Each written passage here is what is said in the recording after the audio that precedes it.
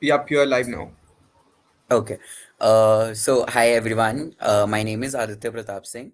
I'm in the first year of the BA LLB program at the National Law School of India, University, Bangalore. So, as Anish might have told you guys, that I prepared the critical reasoning section of your mock too. So, here I am presenting the analysis for the same. So, the idea of the entire session will be that we'll be approaching each passage one by one, and we'll be looking at every possible explanation of the answers by mentioning every single choice, right? So I've already marked and highlighted the parts that you might have a problem with or that are a little bit tricky. So we'll just go towards it. So the very first passage that we encountered was on West Bengal and the political scenario in West Bengal. So according to me, the analysis that I did was that this passage was moderate. It wasn't very tough, nor was it too easy. It was in the middle, right? So after reading the passage, we get a sense that this is talking about how West Bengal's political scenario is a little different from other states, and this is something that the Bhadralok community in Western in Bengal is talking about, right? So I'll not go into every line of the passage since I believe all of you have already read the passage and understand what it says. So we'll just move on to the question, right? So the very first question is each of the following options, if true, weakens the claim by the people of Bhadralok community, except uh, the first option it is Bengal witnessed massive communal tension and bloodshed in 1946 to 47, and cross religious dialogue was hardly seen. Right, this is the very first option. Since you already know that this was the correct option, we'll first move to the options that were not correct but seemed correct, right? So the second option was that the sample size taken for the survey that has emphasized domination of forward class in almost every sphere of life in Bengal correctly captures the mood of the citizenry.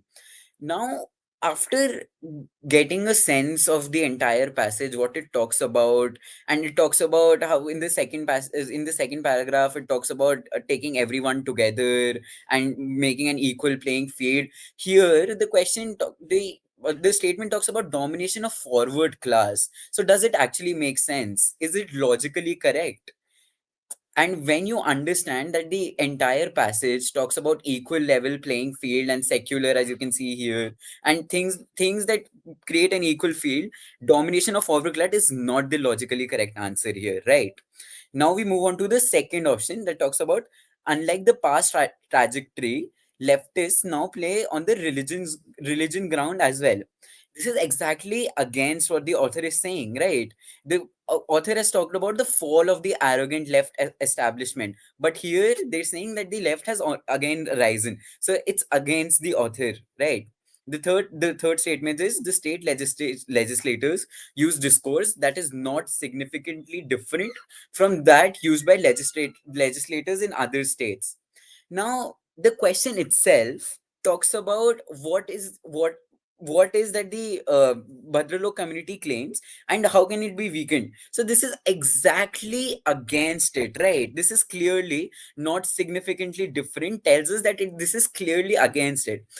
If we understand what is the claim of the Bhadralok community, we'll understand that the Bhadralok community is claiming that the Bengal politics is free from what prevails in Bihar, UP, Gujarat, etc. And here it's clearly against what the passage talks about. So if we cancel all three of these choices, the option that is left is Bengal witnessed massive communal tension and bloodshed in 1946, and cross-religious dialogue was hardly seen. Now, this does not tell us the scenario about the states, how it is different from the states, etc. And that is why this is the best available choice here, and it is also the correct answer.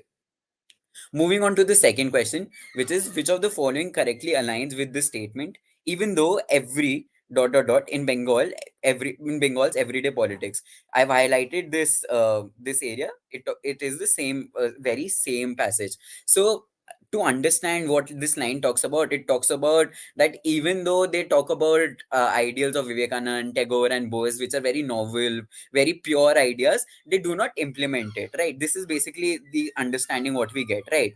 So the question talks about which of this is similar to that, right? So the very first choice is political parties are desperate to grab the power at any cost. Now, what I had just told you guys about the explanation that the line gives us, don't you think that this is a little bit of stretch, that political parties are desperate, as in they can do anything to grab the power at any cost? So this is a bit of a stretch. Now this also tells us one more rule of critical reasoning, which even my teacher taught me when I was preparing for CLAT, is whenever there is an extreme word in the answer or in any of the choice, that is not the answer of that question, right? And this is something we'll be seeing throughout the papers as well, right? So here, an extreme word is desperate. Desperate has a very strong sense to it. It means you're very willing to do something. So again, this answer couldn't be possible here, right? The option C tells us the ideologies of these people may be aligned with the ideologies of political parties that show affiliations. Now, again, as I told you guys, that the political parties are not basically implementing the novel ideas of these great thinkers. So this option talks about something that is exactly opposite to it. So clearly, even this does not stand. Now, the third answer, the third option present to us is Vivekanand, Tagore, Bose are well known throughout the nation. Now, does this align? Is this what the author wants to say? Does this align? Now, this entire statement is irrelevant to what the question talks about. The question talks about what aligns with the statement, but does this align? Do we have the sufficient information that Vivekanand, Tagore and Bose are well known throughout the nation? No, right? That is why this is not the answer. And the answer is absence of moral slash intellectual conviction in the prevalent political culture. Now, with a slight thinking of this pink highlighted statement, you would easily get the answer that it is exactly absence of moral intellectual conviction in the prevalent political structure. So unlike the first question, you could have read all the choices and could have easily marked option B as the answer, which is the right answer here. Right. So the next question talks about which of the following is the main argument of the passage. Now, the main argument questions can be tricky sometimes, but can also be very easy on the very same hand. When you get a slight sense of the passage, you obviously understand what is the author trying to say, and then you just have to match it with the choices present to us. So here, when we read the passage, when we understood what the passage talks about, we understood that the author is talking about the claims of the Bhadralok community and how he says that the claims in itself are wrong, and then he moves on to present evidence from it. So this is the basic main argument of the passage. Now we'll just try to assign some choice to that basic argument that we've formed, right? So option A talks about the Bhadralok community's portrayal of the political situation is accurate. Now, is this what the author is talking about? We've clearly established that the author is talking about a wrong claim, but here the option talks about accurate. So again, it's a opposite choice, right? And then it's not the answer. Option B talks about political environment of India may not be very pleasing. Bengal is not. Now, again, is this the main argument?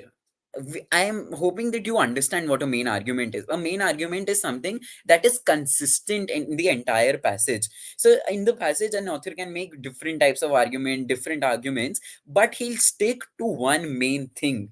Right. If I'm talking about NLS, I might talk about its curriculum, its sports, activities, mood competition, etc. But my main argument is how is NLS as a university, right? So that is my main argument here as well. The author is talking about the politics of Bengal itself, right? But the option talks about the political environment of India. The political environment of India is not relevant here. Hence, this choice does not stand.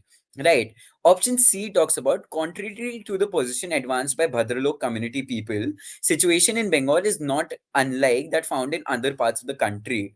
Now, as we established before, that the author is talking about a wrong claim created by the Bhadralok community. So, contrary to the position, tells us that yeah, this is one. This could be the right choice. Now he furthers evidence to show that what he's claiming is correct, and the evidence that he shows is obviously pointing to the fact that the situation in the other parts of the country is not unlike, right? And that is why this is the correct choice, because this follows from the main argument, right? Now let's see why option D is not the correct answer. Option D talks about Bengal's model of development is not the same as that shown by other states. Now this is true, right? This is something that the author talks about. But again, as I gave the NLS example, is this the main argument of the author? No, right? The author talks about the politics, and here it's talking about development. So again, this is partly true, but no, it is not the main argument, and hence answer C is right. Now, moving on to the next question, the author is likely to agree with each of the following except one. Except which one, right? So the option A talks about political discourse in India reflects lack of concern for intellectual inquiry. Now let's move to third paragraph, because I've written third paragraph has the answer for this one, right? Now in questions like this, it is very important to check words like these, except, unless, etc. Right? These are the questions which we often miss out in the speed of answering, right? So here it talks about except which one. So he's likely to agree with all of them, but not one of them. So which is that one of them, right? So A talks about political discourse in India reflects lack of concern for intellectual inquiry. This is exactly same what we talk about the great thinkers, Vivekanand, Tagore, etc. Right? So this is something that the author has to agree with, since he's written this in the passage clearly, right? Now the option B talks about the politics in India is not democratic. Now there are two problems in this choice, right? One of them is the politics in India, it's talking about India as a whole and not parts of India, right? And second, it is not democratic. Now I understand that all of you know the meaning of democratic, right? What is a democratic process, how does it work? A democratic process does not just include elections, although elections is a very big part. But the author here is not trying to say that elections are completely corrupt, elections don't work in this country, etc. He's just saying that the purpose of democracy, what democracy stands for, that is something that is not being followed here. So here the politics in India is not democratic is a very, very broad statement that does not encapsulate what the author is trying to speak about, right? So that is why this is the correct answer here, and the author is not likely to agree with this. Now, I understand this is a slightly tricky question, but you would find similar questions in the CLAT examination as well, right? Now, moving on to the option C. Political parties are not significantly different from one another as far as political narrative is concerned. This is exactly what we've established, right? In the question above, we've established that there is a wrong claim and the author is giving evidence to further his own claim, right? And the proof he's giving, he's exactly refuting the claim. So this is something that he's agreeing with, right? Now the last option is voters do not participate actively, leading to a type of politics that cannot be called truly sustainable. Now this again finds the mention in the last paragraph of the topic, right? It talks about passive spectators or consumers, active agents of social transformation, right? So he's obviously talking about how voters, if they play an active role, these conditions might not arise, etc., right? And this is again something that he's speaking about, right? So this again is something that he's agreeing with. So here the correct answer is option B, right? Now moving on to the next question. When the author mentions unless with our awkward intelligence to varying degree of authoritarianism, the author assumes which of the following, right? So we'll start with the option A. Political discourse caters to the aspiration of the voters. Now let's go through the passage that he's talking about. The passage is this: unless with our awakened intelligence, we transform ourselves from passive spectators or consumers of this sort of toxic politics to active agents of social transformation, the prevalent form of electoral politics will continue to give us democratically elected masters with varying degrees of authoritarianism. What the author is trying to say here is, if we do not indulge in the democratic process, if we as voters we have this power, if we do not talk to our leaders, if we do not indulge in the entire process, then the output will be exactly same that is happening right now. See, so the solution here is that we indulge in the democratic process, we are more active, we talk to our leaders, etc. Right? So what is the assumption that the author is taking here? A very, very basic assumption that political discourse caters to the aspiration of the voters. Now, what is discourse? Discourse is debate, talking, discussion, etc. So the author has to assume that if political discussion takes place, it will cater to the aspiration of the voters. That is the sole assumption he's relying his entire argument on. That if you'll talk to each other, talk to your leaders, then only this entire process will change and you'll have better outcomes. So basically, this is the only assumption he's taking in account, right? Now, moving on to the second option, option B, the current political discourse reflects the aspiration of the voters. The only difference between option A and option B is one word, which is current. If let's say the option B is correct. Now, if option B is correct, why is the author making the argument? Then the author should not make the argument itself, right? And if the author is making the argument, it must have some certainty to it, some sense to it, and that is why this is exactly opposite from what the author is saying. The author is advising us to indulge in the democratic process because right now the outputs are not great, and that is why the use of word current here changes the meaning of the entire statement, and it is a wrong choice in itself, right? Now, silence leads to corrupt political practices. Now, is this something that the author is assuming, or is this the argument the author is making, or the conclusion that the author comes to? The assumption that the author is making is that if you talk, then only you'll get better outcomes. But does he talk about silence? No, right? He's coming to this conclusion that why is it that when you'll talk, you'll have better outcomes? It is because silence leads to corrupt political practices. And this is the argument that he is making. And it is the conclusion, not the assumption of this argument, right? Now, again, option A and option C are tricky, but you need to think of what the word assumption means or what the word assume means, right? And what is conclusion and what is the argument that the author is trying to make, right? And once you're clear on these words or these terms broadly, you'll be able to identify which is the option is correct, right? Now, the last option is revolt is necessary for radical overhaul of the political environment in India. Now, once you read that statement, you'll get a sense of, oh my God, what is this? You'll read the three other statements and then you come to option D and you will like, oh, this is something that is not being addressed in option A, B, or C. First, you'll read the word revolt, then you'll read the word radical, overhaul, right? All of these are again very strong words. Revolt is basically fighting against something. Fighting again is a very strong word, and hence this option in itself is very strong, right? So again, this answer does not stand, right? So this was basically passage one, which was slightly moderate. Now, we while creating a mock, what I try is that we have a balance, right? If we have moderate passages, we also have easy passages and tough passages as well, right? So once we've had the moderate passage, it's time to just ease down our brains a bit and move on to a slightly easier passage, right?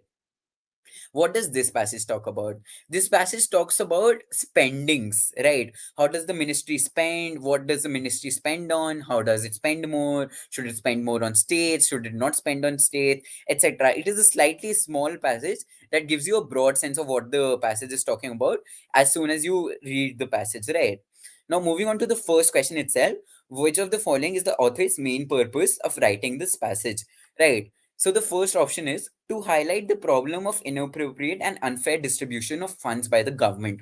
This is exactly what the author is talking about, right? Yeah, how is the government spending its funds? Should it spend it in this way? Is it wrong the way they're spending it, right? And as soon as you read the very first paragraph, you'll understand that the author is actually talking about that the government is not spending in a right way. The government should do this more, do that more. And that is exactly what option A talks about, to highlight the problem of inappropriate and unfair distribution of funds by the government, right? Now, moving on to option B, this might be the correct answer, but my advice to all of you is just go through all the options first before marking all the options. Even if you're 100% sure that okay, option A is the right answer, still the general advice given by all my teachers to me as well, and I advise the same to you guys as well, that just go through the other options as well. You might find some other option that is better than this one, right? So moving on to option B, to highlight the dispute of distribution of funds between central and state government. Now, does he talk about the dispute of distribution of funds, or does he talk about solutions as well, right? Or does he talk about the problem of distribution of fund? Right. Dispute in this sense means a quarrel, a fight, right? He doesn't talk about a fight. He just outlines the problems of the fund distribution and gives solutions to it. So dispute here has a very different meaning, and hence this option does not stand. Right. Moving to option C, to highlight the unwanted government expenditure. Now, here, if you'll read, you'll see a word unforeseen. Now, is unforeseen the same as unwanted? Unforeseen, as the word tells us itself, unforeseen is something that cannot be seen, that wasn't predictable, right? But unwanted is something that I did not want in the very first place. So the author talks about unforeseen expenditures, not unwanted expenditures. So this is something that is again incorrect. So again, this option does not stand.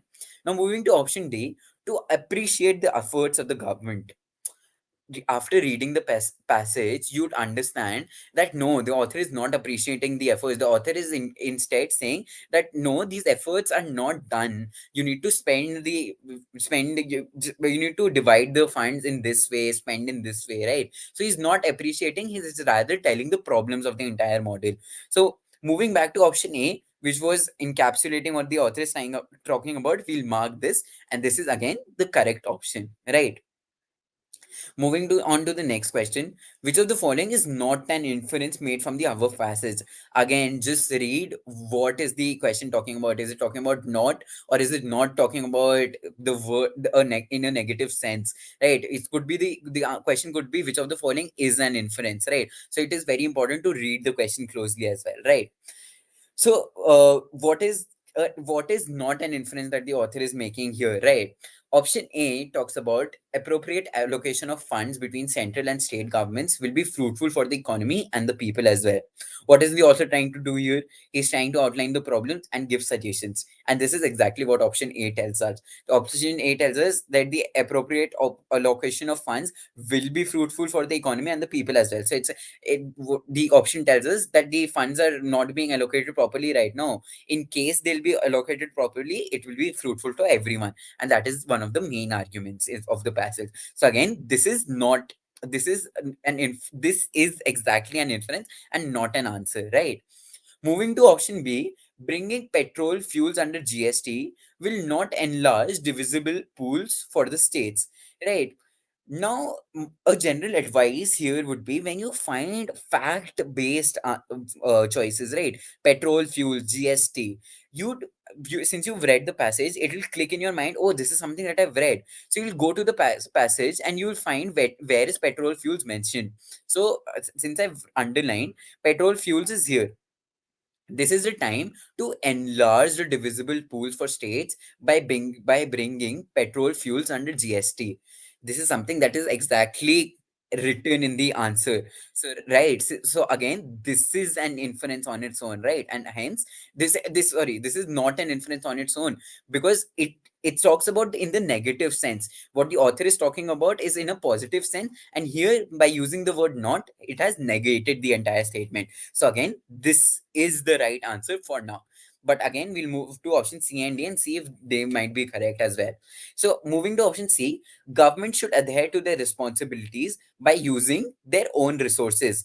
Now again, this is again a little fact based and something that I might not recognize in the very first sense, and I might need to go back to the passage. Okay, so again, skimming through the passage, I'll understand, okay, this was given in the very last line about responsibilities. So the line talks about the center would do well to focus spending on its own constitutionally assigned responsibilities. right? And this is exactly what option C talks about, that the center should focus on its responsibility by using their own resources, right? So again, option C could not be the answer. Now, since we already know that option B might be the answer, then option D does not stand. None of the above does not stand, and hence we'll mark option B here, which is the right answer. Moving on to question number 113. Which of the following is the assumption made by the author in the passage?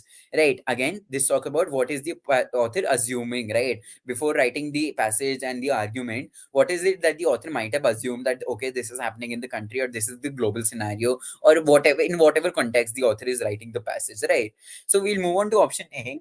Interest rate would drop if central government issues market borrowing to the state, right? As soon as we were reading this option, we could make out that, okay, in the second option as well, it is, the words are quite similar, right? And you can see that, okay, this statement is exactly similar to this statement, but there might be some change, okay? So here you see the word drop, but here you see the word increase. So again, this is a fact based answer, right? So you'll go back to the passage and see what is it. Is it dropping or is it increasing? Right. So here you came through the passage and you say it brings down the interest. Okay.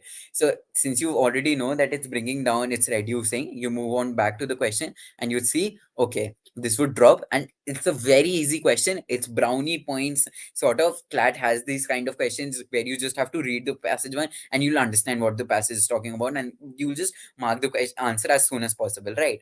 So this is that type of a question. And yeah, option A is correct. Why is option C not correct? Because option B is clearly against it, it's opposite. So option C does not stand, and neither does option D, because it's none of the above, right? Now, option four, 1 or 4 is again a very short passage based question. It talks about this is fine, but the government, which had budgeted to spend around this many lakh crores in 2021, should borrow more to sustain its own read unforeseen expenditure to fund the state's planned expenditure out of devolution from the center and GST compensation. As states account for around 65% of the total government expenditure, keeping their spending going is most important to sustain demand in the economy, right? You get a basic sense what the passage is talking about. It's again, since you've already read this for 3 times, you understand, okay, this is what the passage is talking about. It's again talking about where should it spend more, how should it allocate its funds, etc. So again, we have to say what is it that can be inferred from the above mentioned lines, right? Is it option A? We'll read it. Government has no money to give to states as the shares from GST revenue. Is this something that the passage was talking about? Was the passage saying that the government, okay, it does not have any money whatsoever? No, right? Hence, this is a very illogical kind of an answer, and thus it does not stand, right? Second, we'll move on to option B. What is it saying? Government is not providing enough funds to the state government. Is the government not providing enough funds to the state government, or is it not providing enough funds to its unforeseen expenditure? This is something that we're going to attack the passage and see is what is it. So after the first reading of the passage, again you'll understand that it needs to borrow more to sustain its own expenditure, right? So it's talking about the government's own expenditure and not the state's expenditure, right? And hence option B does not stand. Moving on to option C. Allocation of funds is absolutely correct and transparent, and states are getting 65% of the total expenditure, right? Is this something that can be possibly inferred, that allocation of funds is absolutely correct? If it's absolutely correct, why is the author writing the passage in the very first place? Because this is the main argument of the author, that it's not correct and this is how it should be done, right? So this option again falls flat on his face, and thus it's not correct, right? So what is the option left? It's none of the above, or option D, right? So this is the correct answer. We'll move on to the third passage. The early 1990s was a moment of fragile hope and anxiety in India. Right. Now, this is the passage that we're talking about. Before starting the passage, we'll see that just to tell you guys that this was a moderate to easy passage. It was not very moderate or not very easy. It was somewhere in the middle, right? What does the author talk about here? It talks about the economy, However, in 1990s, when we opened our economy, what happened? Why did we open? What was the basic ideas? What was the plan of the government? You can see the word Coca-Cola of India. You can see Coca-Cola mentioned a lot of time. So you get a broad sense that this is talking about liberalization and economic nationalism, right? So we move on to the passage. Sorry, the questions. Which among the following is not, again, see a negative word, which among the following is not one of the supporting ideas of the passage? It doesn't talk about the main argument, but the supporting ideas of the passage, right? Moving on to option A, India's opening up to foreign market was detrimental for Swadeshi economics, right? Now, is this something that the author talks about, right?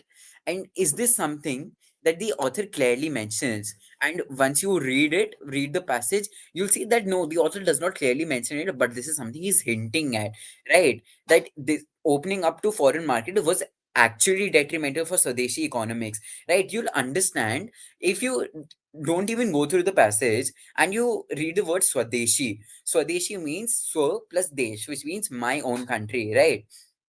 So Swadeshi means mine economics, as in the country's economics. So opening up to foreign market, could it be detrimental to a country's internal economics? And yes, the answer could be yes. Right? The country's economics does not function internally now; it functions globally. So this is something that is one of the supporting ideas of the passage. Right?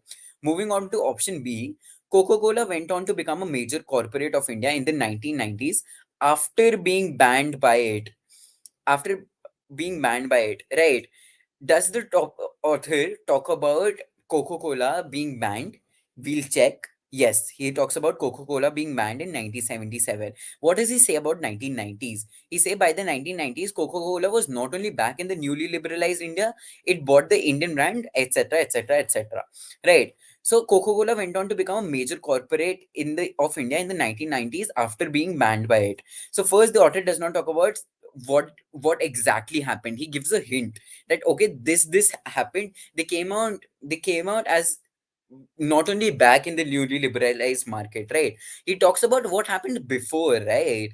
He said before Coca-Cola was banned in the Indian market, but when we read option B, we get a basic sense. Yet yes, Coca-Cola did come in the market after it was opened, right? So again, this is a supporting argument this is something that is supporting the main argument, right?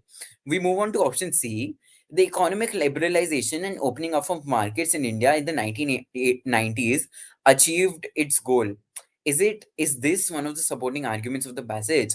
Is what are the goals here mentioned, right? Are First of all, we'll see, are there any goals mentioned in the passage itself, right? Are they? Let's find out, right? The only goal that I could find is that the passage talks about economic nationalization, liberalization, and these type of things. The economic liberalization and opening up of markets in India in the 1990s achieved its goals. Do we have sufficient information to say that it did achieve its goal?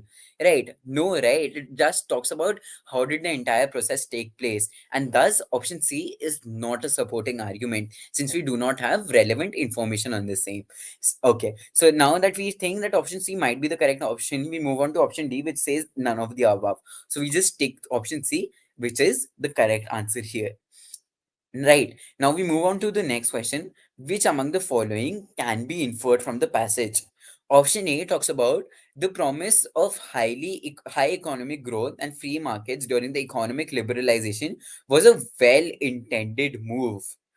Is this something that the author is talking about? Was it a well-intended move?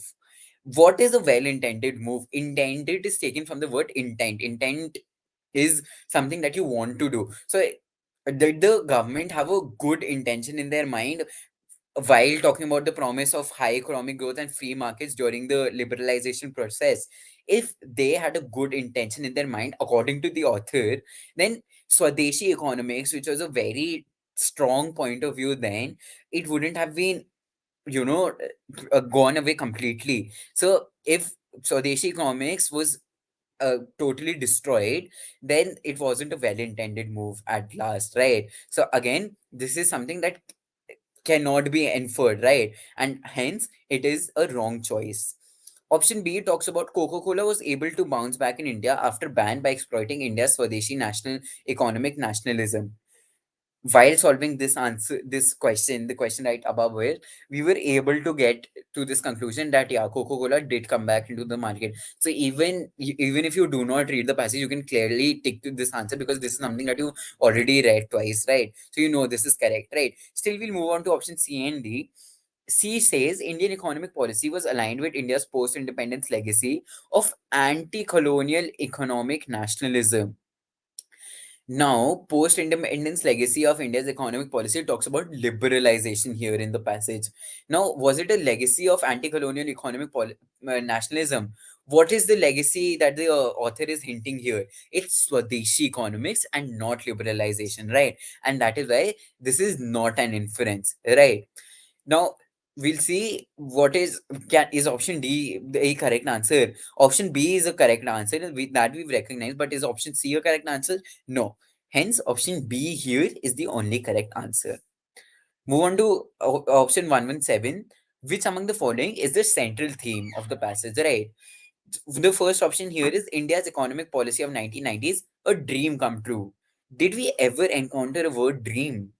Did we ever say that this is something that the government wanted to do from a long time, they couldn't do it? It's something that all of them visualize, etc., etc. No, right? So here it's too much of a stress, right? The author does not talk about it. So here it looks like that this cannot be the answer, but let's see other options. Maybe we don't have other sufficient options, this might be the correct answer, right? We move on to option B. 1990s shift in India's economic policy. Now, this is something that exactly catches the reader's eyes, right? This is something that is encapsulating everything that the author is talking about. The author is saying that before 1990s, we were following Swadeshi economics, we did not have a liberal economy, but post 1990, we opened that up our economy and then we have a liberal economy, right? This is something that the author is talking about, shift in India's economic policy. So this, according to us right now, is the best answer, right? Moving to option C, Swadeshi economics, anti-colonial and anti-development. Swadeshi economics is anti-colonial. We know that, right? That's the very reason Swadeshi economics was introduced. But is it anti-development? Maybe, maybe not. We do not have the sufficient knowledge on this since the passage is silent about this. So if the passage is silent about an aspect, it cannot be the central theme, obviously. So this answer does not stand. Option D talks about Coca-Cola legendary comeback. We see that in the latter part, Coca-Cola is mentioned a lot. Coca-Colaization, Coca-Cola became this, Coca-Cola, Coca-Cola. So it's mentioned 4 or 5 times. But is it mentioned anywhere in the first paragraph? No, right? So could it be the central theme? No. Since it's mentioned, if a topic is mentioned in a part of the of the passage, it cannot be the central theme. It can be a supporting argument or a sub theme, but no, it's not the central theme.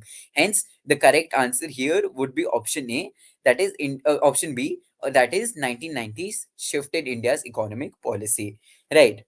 We'll move on to the next question.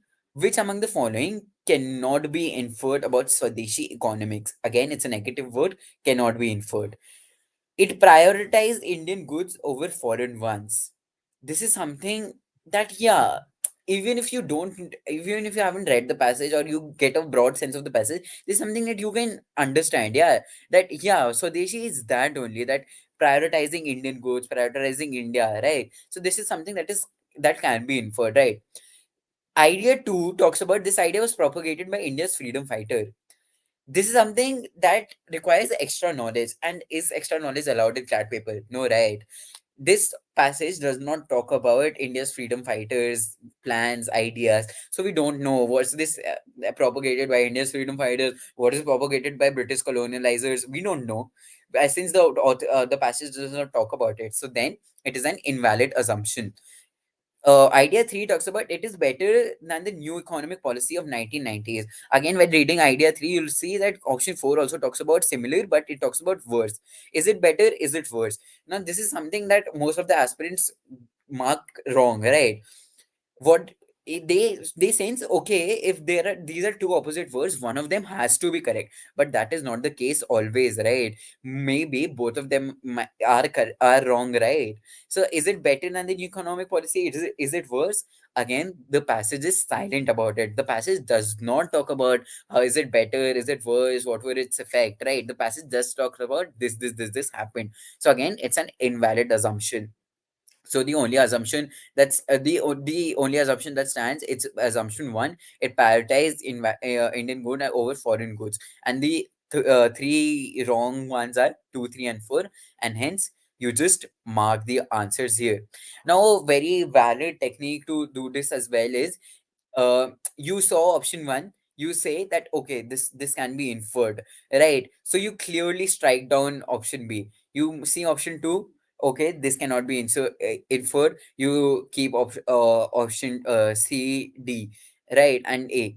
You see only four, you straight away move to it is worse than new economic policy. You see that okay, this can't be the answer, you strike down option B, right? So it's just A or D, but you know that 2 is also the answer. So D is clearly straight away. So this saves a bit of a time, I mean fractions of seconds, but yeah, you understand how CLAT examination also values fractions of seconds, right? Moving on to the next answer, which among the following is used as a premise by the author in the passage? Coca-Cola was turned into a nationalist venture. Is this something that the author is using as a premise? Is this something that the author sets up before making his own argument? No, right? He might have talked about this further, but is this a premise? It's very confusing. Let's go back to the passage and see, is it no or is it right? But you will be surprised that yeah, this is a premise, right? The author does talk about how Coca-Cola has turned into a nationalist venture, right? And hence it is a premise, right? Coca-Cola acquired Thumbs Up in 1990s. Again, this is a fact. So we'll straight away move to the passage and see, is does did Coca-Cola acquire Thumbs Up? Now, if you've read the passage clearly, you would see that yeah, it talked about nationalist venture as well, and it did talk about acquiring Thumbs Up as well.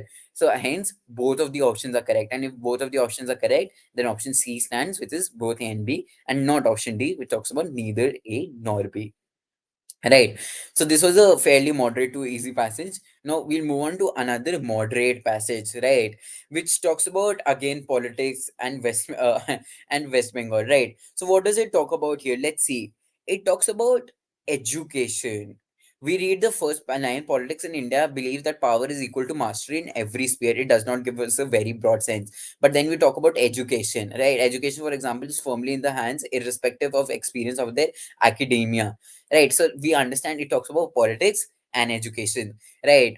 And by a broad idea of the first two lines, you understand, okay, it talks about political decisions in the field of academia or education, right? And then you can see the word West Bengal here, so you're understanding that yeah, broadly it talks about how West Bengal's politicians take decision in the education field, right? Now we'll move on to the question: which among the following is the main conclusion made by the author, right? The option A says the ruling government should not intervene in any way with the matters of the educational institution, as else this will call peril for the pupils. Now, in the very first passage, I taught you one thing, that usage of extreme words tells us directly, okay, this is not the answer. You could clearly strike that down.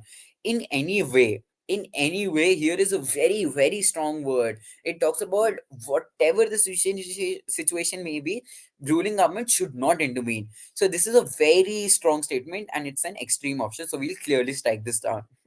We'll move on to option B. All the hard work of the Bengal government might go down the drain if it interferes politically with the working of the higher education institutions. So this is something that is a concept, right? Once you've gone through the passage, you'll understand what is the conclusion of the passage, and this is clearly what the author is talking about. But again, if you want to go through this passage again, skim through it, you'll understand that in the last line, the author does talk about this. The author said, but all its efforts will go to waste unless the ruling party is stepping on the toes of the administration of higher education institutions. This is again paraphrased option B, right? So option B here is the right answer. But let's see the other options as well. Option C talks about political interference with the working of the schools is undesirable, though it is not so unwanted in case of colleges or universities. It is some is this something the author is talking about? Political interference with working of the schools is undesirable. This is something that the author does talk about, though it is not so unwanted. If it's not unwanted, why is the author writing the passage again, right? It is unwanted, and again, it's opposite to what the conclusion the author is making. Hence, option C, it does not stand. Option D talks about the ruling party of West Bengal has worked hard enough to improve the condition of its universities. It should prevent its efforts from going to waste. Now, this is very close to what option A of option B is talking about, right? Option B and D are very, very close. But here you have to see the question again. It talks about the conclusion, not the argument. This is the argument that the author is making, not the conclusion. The conclusion is the hard work might go to waste if the Bengal government does not stop itself, right? And the argument here is that the Bengal government has worked hard enough to improve the conditions, right? So you need to understand the difference between an argument and a conclusion to answer this question, right? We'll move on to the next question. Which among the following, if true, will weaken the author's claim made in statement 1? We'll move to statement 1. What is it? Whenever you see things like this in the passage, you'll straight away go to, okay, you'll straight away focus that, okay, a question might come from here. So, statement 1 is government schemes and policies have helped to improve the conditions of school across the state. Right. So, we understand what the statement is. It's a fairly simple statement. Let's move on to what is the question talking about. Which among the following, if true, will weaken the author's claim? So if any of the statement is true, which is something that weakens the statement, right? Bengal was fastest in reaching out to pupils during the coronavirus lockdown. Now we'll move back to the statement. What is the statement talking about? Government schemes and policies have helped to improve the condition of schools. Right. So it broadly says that yeah, the government is doing a lot and it's improving the condition of the school. The first option here says something that is similar and proves the statement, right? So how can this be something that will weaken? So option A does not stand. Option B, the government distributed midday meal schemes across the state when the pupils could not attend the school. Midday meal schemes are again related to the school itself, right? And hence the government is doing something to make the entire school model better. And again, it does not weaken. We'll move on to option C. The Bengal government is the slowest in inoculating its senior citizens against tuberculosis. You've understood the passage, you've read the passage. Did it anywhere say the word tuberculosis, senior citizens, inoculating? Is the passage talking about vaccination? Is the passage talking about TB? No, right? Or is it talking about any disease whatsoever? No, right? The passage is talking about education, politics, and that kind of questions, right? So TB here is absolutely irrelevant. So the question of is it positive, is it a positive effect or is it a negative effect, doesn't even stand here. It's irrelevant on the very first thing, right? So the answer is none of the above here. We'll move on to the next question. It says, which among the following can be inferred to be true according to the passage? uh, Option 1 says political interference with the working of the higher educational institution has been a regular practice in Bengal, right? Now if you've read the passage thoroughly, you'll understand, yeah, this is exactly what the author is talking about. If this would not be true, how the author couldn't write the passage itself, right? So this is something that the author is talking about, right? So this is mentioned in the passage, right? Option 2 talks about the author of the passage has suggested an opportunity of political interference by the ruling party into the working of educational institution. Is this something that can be inferred possibly from the passage? The passage talks about that how the political government should reduce their political interference. But has the author said that they should not do it whatsoever? No, right? The author has mentioned that yeah, there's an opportunity, but do not get into the administration work. Do not overwork yourself, right? Do not overburden and that sort of thing. And uh, that will not be advantageous. Instead, it will not help your government stance itself, right? So this is a valid inference, right? Moving to option 3, according to the author, the education choice is one among the few sectors which is interfered by the ruling party. Is this something that the author talks about? First of all, the author talks about just the education sector. Is he talking about other sectors as well? No, right? He's just talking about education sector. And let's say for a minute he's talking about other sectors as well. Did the author mention many, few, several, or similar kind of words? No, right? So here the option does not find an a mention in the passage, and hence it does not stand. So which two options stand? Option one and option two. So this is the correct statement. Now there was also a very easy way to do this passage. As soon as you get answers like this, analyze the choices given to this. It talks about 1 and 2, 2 and 3, 1 and 3, 1, 2 and 3. So you'll see that 3 is something that is mentioned in all of B, C, and D. So if 3 is a wrong statement, then your work is very easy. You just cancel out all these 3 and A is and the answer even before analyzing 1 and 2 options, right? So if we would have analyzed option 3 before, we would have found out that yeah, this is wrong, and hence option A is correct very easily, right? We'll move on to option 123. In which among the following way does the ruling party interfere with the working of the educational institute? This is a very fact-based and a reasoning-based answer. You have to understand what the passage is talking about and also understand the fact of the passage, right? Option A talks about by controlling the flow of the money. We'll have to check. By favoring a particular teacher candidate during recruitment. We'll have to check. Right. We go here and we say, yeah, funding education, recruiting teachers, all of this is something that the passage does talk about. And hence, both of them are present and both A and B are the correct options here. We'll move on to the next question of this passage, which is also the last. Consider this piece of evidence. The Bengal government is the slowest in inoculating its senior citizens against tuberculosis. What role does this statement play in the context of the passage? Now, I did tell you in this answer that is this relevant or not? We know it's not relevant. So, we already have a fair idea that is this relevant or not? No. We'll read the option one. It strengthens the author's argument. Clearly, no. It does not. It weakens the author's argument. Maybe since it does not talk about education, it might weaken the author's argument, although it doesn't. But yeah, let's assume that it does. It must be true for the author's argument to hold. What is the author's argument? Let's talk about education and politics. Is it relevant that TB should be something that is true, that might must be true for the author's argument to hold? No, right? Hence, option C does not stand. It does not affect the author's argument. This is something that is exactly what I've been talking about. To reiterate myself, this is the statement: the Bengal government is the slowest in inoculating its senior citizens is totally irrelevant. It does not have any effect on the author's arguments. In the author's argument, it was very different. So option D is the answer here. Right. We'll move on to the next passage, which is a slightly easy passage, right? So, what does the passage talk about? The passage talks about thousands of workers in Tamil Nadu's famed fireworks industry remain trapped in unsafe conditions despite an unending series of accidents that keep drawing attention to their plight. In passages like this, you understand the what the passage is talking about by reading the first line itself, right? So you understand it talks about the firework industry, not applicable legislations. Why is it so? What might be the reason? Sort of things. You'll still go closely through the entire passage. You will understand whatever the passage is talking about, and then you'll move on to the question. Which among the following is the most appropriate main conclusion of the passage?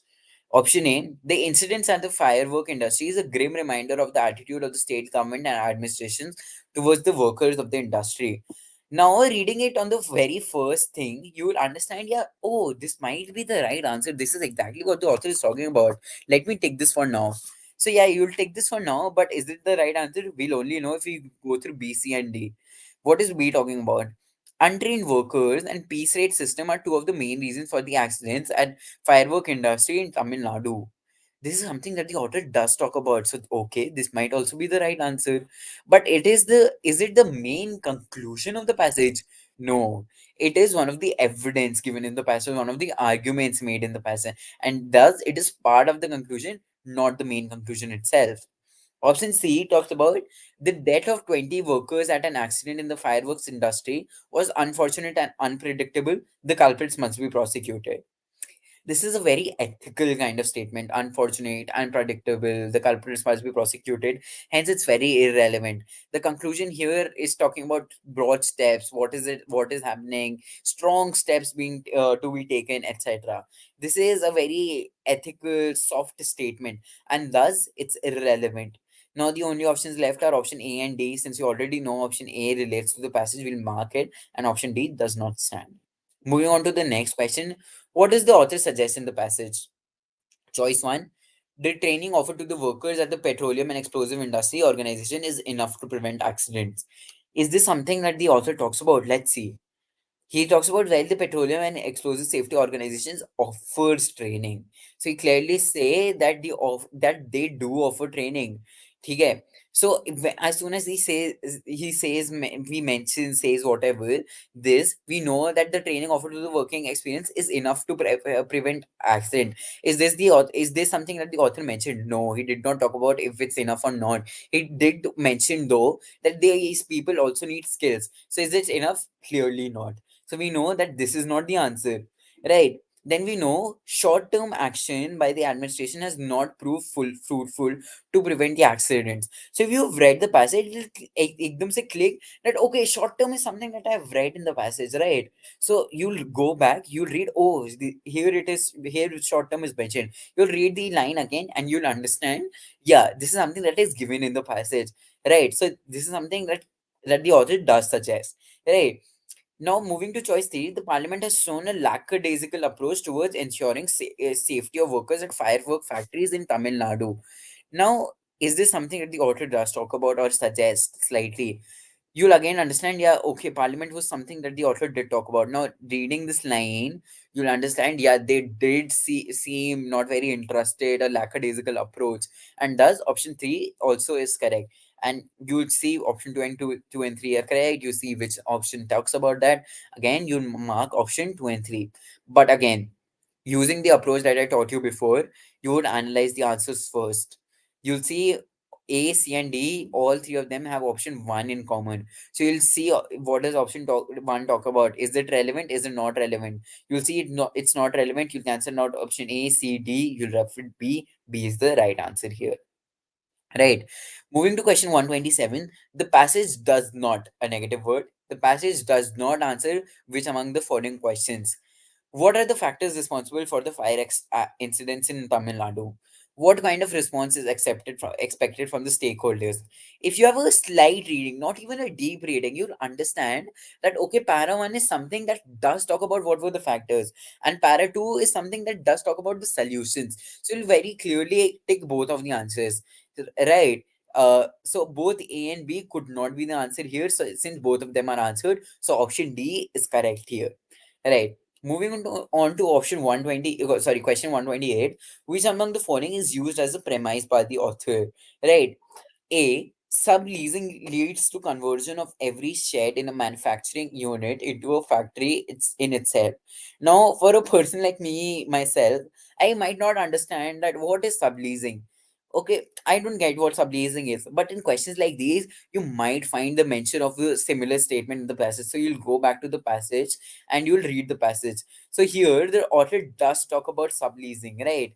And how what will be the effects of subleasing. So you'll find that yeah, the author does talk about this and it's mentioned in the passage, right? Moving on to option B, tragedies such as the accident at the firework industries have occurred with some regularity now. You'll again go back and you'll see, yeah, again, this is something that is mentioned in the passage again. The author does talk about regularity here, some regularity now, right? So you'll find that the exact thing is mentioned. So you don't need to worry, you just need to take both of them. So both A and B are the answers here. Right. Some of the author's claims in the passage have been marked with bold font, which among the following, if true, will not strengthen these claims made by the author. Now, it might happen in the paper as well, or if any exam you give, that the question mentions about the bold facing, but the passage does not have any bold. So, what is the answer question wrong? Should I call the invigilator? Tell them. No, this is not a school examination. The invigilator can't do anything. So the best option here is to try solving the question once, right? You already know what does the word claim mean, right? So you can have a slight sense of what the question is talking about, right? So you go to the options one, right? Which among the following, if true, will not strengthen these claims made by the author, right? So what is the passage talking about? What is the question talking about? It's saying which will not strengthen, right? Which will strengthen, which will not strengthen, right? So choice say, in the past 11 months, 25 lives were lost in major blazes in three other firework factories. This is something that the author does claim, right? So if he does claim, and 25 in itself is a very large number, that will this or will it not strengthen the passage, right? It will strengthen, and thus it's not a very correct choice, right? Option B talks about, in the latest incident, the explosion was triggered by a worker who was positively fatigued and had hurriedly emptied semi-finished crackers. Now, if you've gone through the passage, you would see that this is something that the author does talk about, how they're very tired, and they, since it's a piece rate system, they do it very in a very fast way, swiftly they do it. And this is something that finds a mention in the passage, right? You're left with option C. More women than men were killed in the latest incident in the fireworks industry. Now, is this something that makes sense? Is more women gender an answer, factor that needs to be accounted here? No, right? It just talks about human life. So gender does not have a mention here, right? Hence option C is not something that will strengthen, and thus it is the correct answer. D talks about all of the above strengthen the claims. So, since you know option C does not, option D is clearly not the answer, right?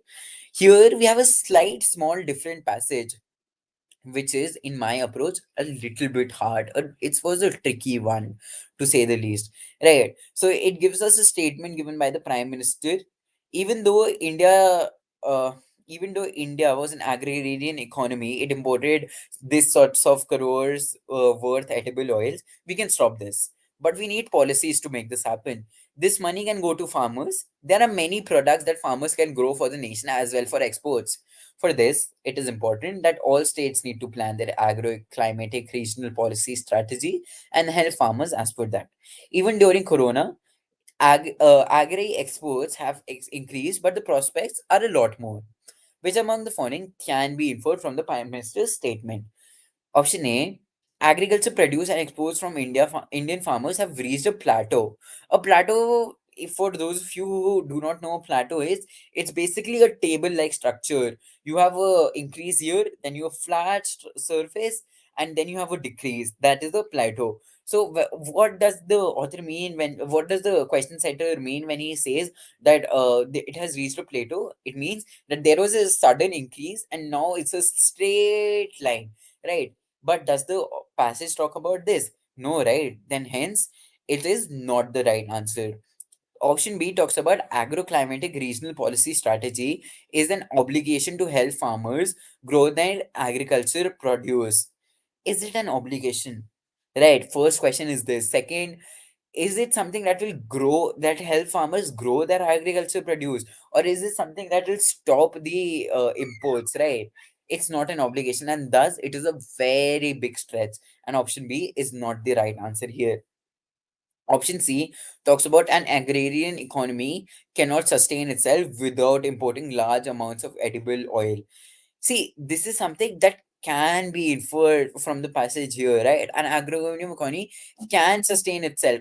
We all know that India is an agrarian economy, right? And if the Prime Minister is saying that we need to stop the imports, then it can be reasonably inferred that, yeah, an agrarian economy can sustain itself without importing large amounts of edible oil. Hence, option C is the right answer here. Option D talks about the state should make use of technology so that the farmer reach their potential. Does the author talk about technology in the passage? No, right? The Prime Minister does not even mention the word technology. Hence, option D does not give us a very broad view, and it's not the correct answer here. Right. You move on to the next passage, which is I believe the last passage for today. Right. It talks about with the focus moving to delivering vaccines in difficult to reach areas, the center and state governments are taking the drone routes to get to such terrains. Right. You get a broad sense what is the passage talking about. It's talking about vaccine, their delivery system, and drones at last. Right. People who have given the CLAT last year drones is a trauma. But yeah, with the focus moving to delivering vaccines in difficult to reach areas, the center and state governments are taking a drone route. It tells us about drones vaccine delivery system, right? This is a passage that's moderate to hard. It's not very hard, not very moderate, somewhere in the middle. Right. The first question is, which of the following can be inferred from the passage? The technological development can make logistics work easier. This is something that can be reasonably inferred from the very first line. But yeah, you need to read the entire passage itself, right? And then only you'll be able to answer. So one who has read the entire passage may get a broad view. Yeah, this was something that I can infer, and hence he'll mark option A. But yeah, you need to check if option B, C, or D also apply, right? You check option B. Vaccine delivery through drone is the only feasible model for vaccine delivery to ensure large mile coverage of difficult terrains in selected location. Only here is an extreme word. It's a very strong statement that there is no other way whatsoever through which vaccines can be delivered. The author does not mention that. And again, it's a very extreme choice. So you cancel out this. So if you cancel out B, C, and D also do not stand, and hence option A is the answer here. Right. You talk about the next question, which is which of the following is the author most likely to agree with? The trials that is being carried out by ICMR and Telangana government will succeed because trials carried out by IIT campus earlier succeeded. Now, being a reasonable man yourself, you'll understand that okay, Telangana government is a very, very big or very, very big institution in itself. IIT Kanpur, compared to that, is a very small thing. If IIT Kanpur has succeeded in something, it is not obvious that Telangana government will also succeed. So even before attacking the passage, going through the passage again, you would understand that it is clearly obvious that option A is not the answer here, right? You move on to option B. HLL Infratech Services, which floated tender on behalf of ICMR, is a government enterprise. Can you reasonably infer this? Do you know HLL Infratech Services is a government enterprise or a private enterprise? It's this passage, this section is not GK, it's CR, right? So you, since there is no info given, you cannot mark this as your answer, right? Option C talks about if the trials turned out to be effective, last mile coverage of vaccines to difficult terrains will be ensured. This is something that the author does talk about, right? This is something that he is likely to agree with, that if this drone trial is effective, then we'll be able to deliver vaccines in difficult terrains. So yeah, he'll agree with this. But does he agree with option D as well? Let's see. If drones turned out to be ineffective for vaccine delivery, transporting vaccines to last mile of difficult terrains in selected locations will be impossible. Impossible is a very extreme word. The choice here tells us that okay, if this does not work, then nothing will work, right? Since everything else is impossible, so this is a very extreme choice, and thus option D is not a right answer, and hence option C is correct. Moving on to question 133, why did the authors talk about drone trials? Right. Why did the author talk about drone trials? The options are option A, because if the present trial succeed, then drones can also be used to deliver food. Is this the author talking about? Is the author talking about food or vaccines? Right. The author did not mention food. So here it's completely irrelevant, and it's just the option just given to waste your time. So as soon as you read food, just move on to the next option. Just don't go back to the passage, check if food's mentioned, right? Option B talks about because it is important to find a means to transport vaccines to last mile of difficult terrains in selected locations, and drones are a potential means of such transportation. This seems like a good choice. It does not say only means. It talks about difficult terrain, selected location. It also talks about drones. This is a correct choice. Let's see option C and D. Both A and B, neither A and B. So since A is not the answer, C and D cannot be an answer themselves. So option B is the correct answer here. 134 talks about which of the following strengthens the author's argument. Option A talks about the safest means to transport vaccines to last mile of difficult terrains at selected location is through drones. Do we know if drones are the safest way? And there's no safe way whatsoever, right? We do not, right? There might be more safe ways, right? Hence this is a little bit of stretch, and moreover no information is given. Hence option A is not the answer here. Option B talks about the study showed that the delivery of vaccine through parachute was inaccurate because vaccine often got damaged as a result of landing at unintended place. Right. You see the word parachute. This is a new word. You run back to the passage, see if parachute was mentioned somewhere. You'll see, yeah, parachute was mentioned. The feasibility study has made it clear that parachute based deliveries will not be preferred. Hence, you can easily mark answer the answer of the parachute thing, which is the answer B. You'll easily mark, but you'll obviously check C and D. The combination of parachute and drone based deliveries will ensure transportation of vaccine to last mile of difficult terrains at selected location. Does the author talk about only drones, or does it talk about a combo of parachute and drone? No, right? The author says that parachute will not be preferred, right? Hence, he does only talks about drone. Hence, C is not an answer. Option D says none of the above, but since we know option B is an answer, you say none of the above is not the correct answer. Option B is the correct answer. Which of the following is the main idea behind the passage? A. The success of drone trials by ICMR and Telangana government is important to ensure delivery of vaccines to last mile of difficult terrain in selected location. Is this the main idea? Right? Maybe, maybe not. This is broadly similar to what the author is talking about. So I'll mark this for now, but I'll check option B, C, and D. Option B says, as the central government exempted ICMR for drone trials, it was obliged to exempt Telangana government for the same. We do not find any mention of this. We do not say that okay, ICMR and Telangana government is same, since they've exempted that, they'll do that for Telangana. So it's a completely illogical choice, and thus this is not a correct choice. Option C talks about it is important to identify potential means to ensure transportation of vaccines to the last mile of difficult terrains in selected location. The only difference you'll see in A and C is potential means or drones. The author does not talk about only drones. He says what are the potential means, and then he mentions about drone. So it's better if we mark option C, since it talks about potential means here, which is the main idea of the passage.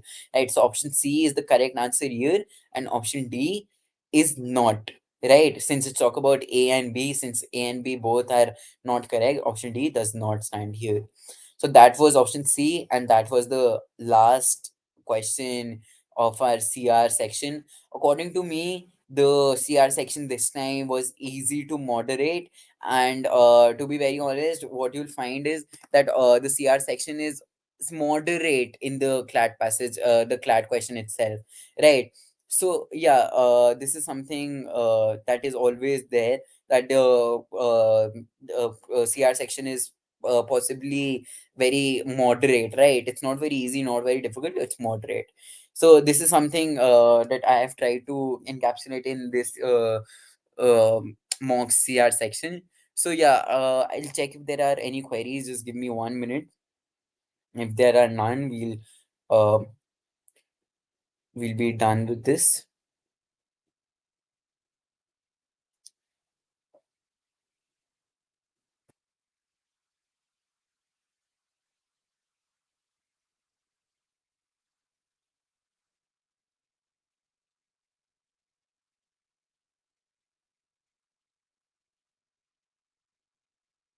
Okay, so I've found two, three very important questions. One of them by uh, uh, one of them by Techno Arjun is भैया critical में good marks नहीं आ रहे हैं क्या करूँ please help. Arjun, you should definitely ask this to your mentors. I believe Anish has done a very well job by assigning you great mentors. So just try asking them once, right? But according to me, what helped me was GMAT club forum. You can practice that daily, but that is my advice. You should ask your mentor as well, right? Ria Gupta has asked, how do we figure out what's a premise? Any simple way, or do the options just need to be mentioned in the passage? See, a premise is basically what is the author setting up his argument on, right? Uh, so once you've gone through the passage, you'll get a broad sense. Okay, these are the obviously logical premises that the author has established on, right? And seeing that if the options are mentioned in the passage is something that will give you an edge at the end. If you do not have any sense what are the premise, then just match the options with the passage and you'll get a broad sense, right? uh, Someone named Facts has talked about how to find which argument the author is talking about if the passage is too long, how to get a generalized view of the passage. So, a very easy thing to do here is that you can read the first paragraph or the last paragraph, and that basically tells you the general idea of the passage, right? And even after seeing the passage, you understand, okay, the passage might be talking about this, right? How to find which argument the author is talking about if the passage is too long? A very good skill is to always have a pencil with you and see if there are multiple arguments. Just mark them: argument 1, argument 2, argument 3, argument 4. Once you've created as like this 4 arguments, you'll see that one thing is common in all 4 arguments, right? Like as I stated the NLS example, to reiterate myself, if I'm talking about NLS, I'll talk about the academics, the sports, the debating culture, mooting committees. So I'll make various arguments in all these separate aspects. So you'll mark 5 different arguments, but you'll see all of them have this similar thing, that all of them talk about National Law School of India University, right? So National Law School of India is the main argument here, right? So I believe this is the main thing here, right? I don't find any other relevant questions. So yeah, that is it for today. I hope I helped you guys understand the CR section. It was a fairly moderate section, and yeah, all the very best, and I hope I see all of you in the best law schools of this country soon. Okay, thank you guys. See you. Good night. All the very best.